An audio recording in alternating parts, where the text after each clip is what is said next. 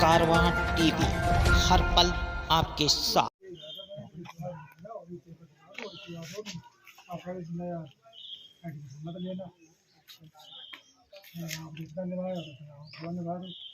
बच्ची पढ़ने में कैसी थी? उसमें पेपर में तो यही निकला था कि टॉपर थी, अच्छी थी पढ़ने में। कितने बच्चे आपके हैं? 2 बच्चे हैं, लड़का है। पीछे बुला ले। लड़का बड़ा है? वो कहाँ पढ़ता है? वो भी वहीं पढ़ता है। उसकी फीस? तो उसको पीछे बुला लो। उस पर दे दिया था, उसकी भी फीस है अभी बकाया है। तो इस वजह से बकाया रही, आप क्यों नहीं दे पाए?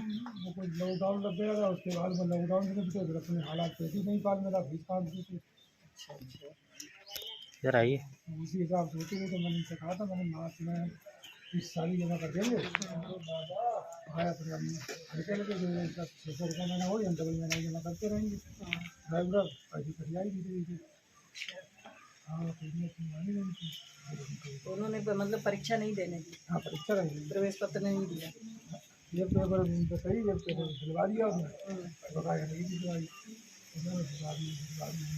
जो पेपर गए थे माई नहीं थे, आए थे घर तीसरा पेपर फिर आया, फिर ये गई।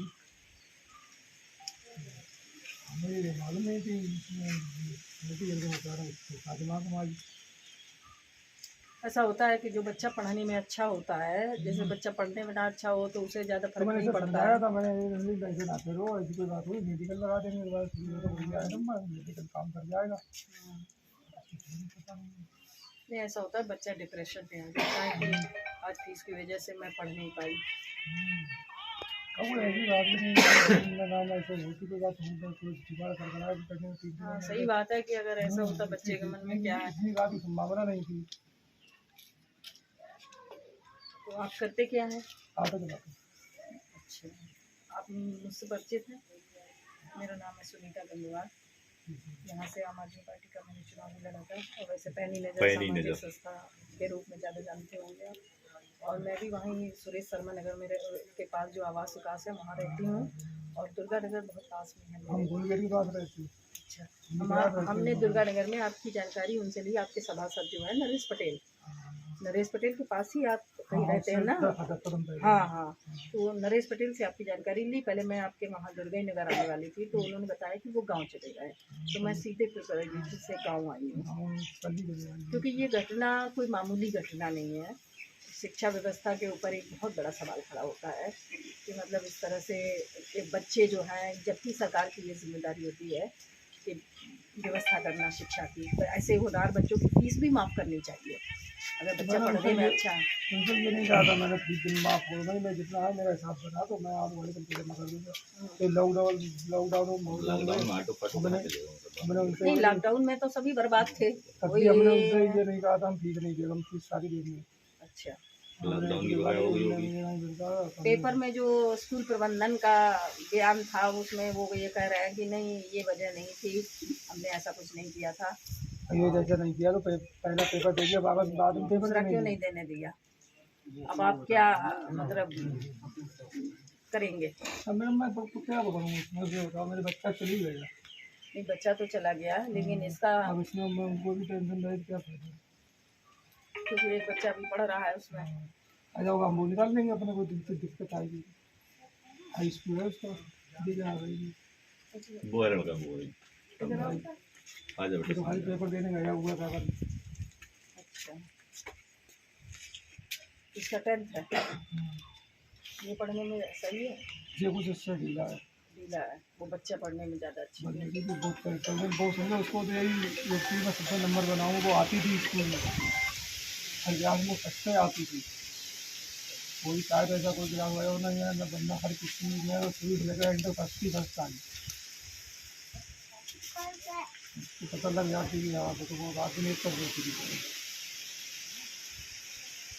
कहना चाहेंगे आज मृतक छात्रा के घर पे आप आए हैं, क्या इनको आश्वासन देना चाहते हैं आप? क्या कारण रहे जिससे बच्ची की मौत हुई? देखिए, ये घटना मुझे मीडिया वालों ने मुझे उसकी घटना की जानकारी दे दी थी जब ये घटना घटी थी तभी मुझे जानकारी मिली थी। तो मैंने घटना के बारे में उनकी पता निकालने के लिए मैं काफ़ी मशक्क़त करती रही कि ये कहाँ के हैं। और मैं यहाँ नवाबगंज में थी, कुछ काम से थी।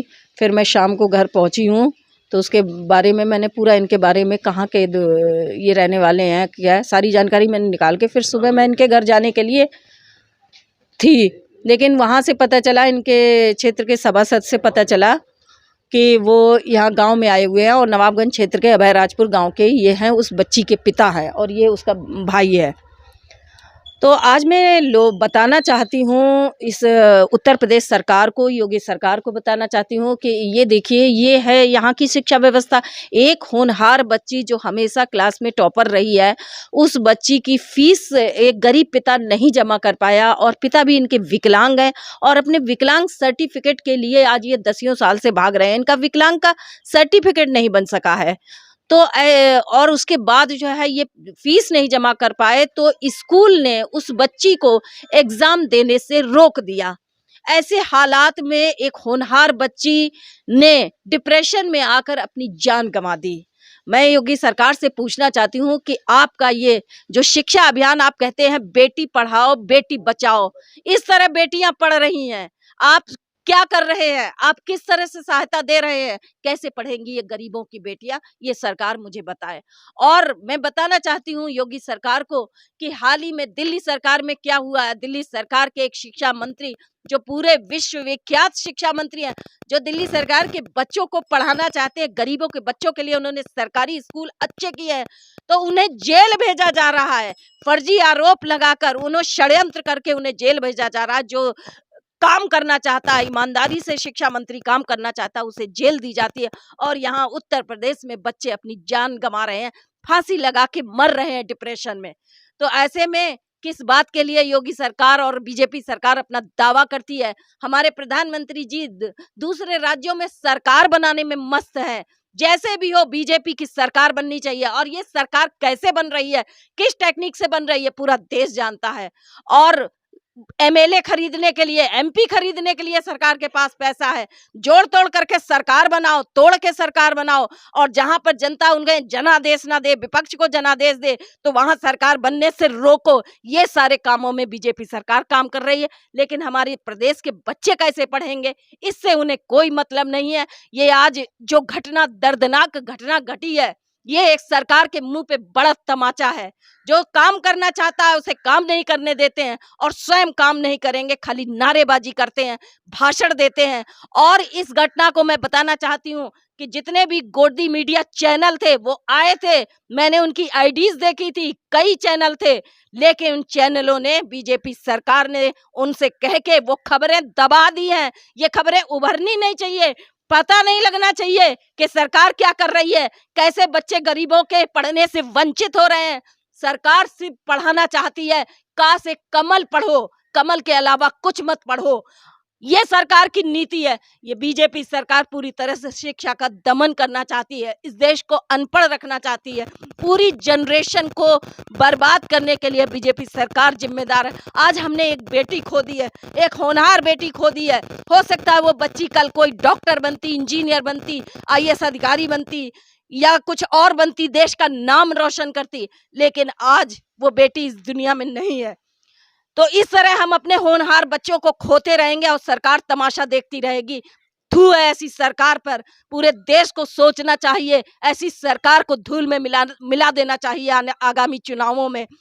क्योंकि योगी सरकार हो, चाहे बीजेपी सरकार हो या प्रधानमंत्री जी हो, सिर्फ भाषणों के अलावा, जुमलों के अलावा इनके पास कुछ नहीं है। धरातल पर ये देखिए, ये व्यवस्था है, एक विकलांग व्यक्ति का एक सर्टिफिकेट नहीं बन सकता है, तो आप ये क्या करेंगे?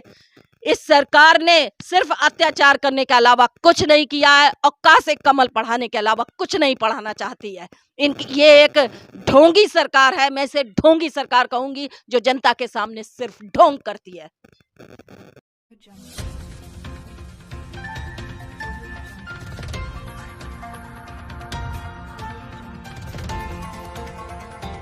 कारवां टीवी, हर पल आपके साथ।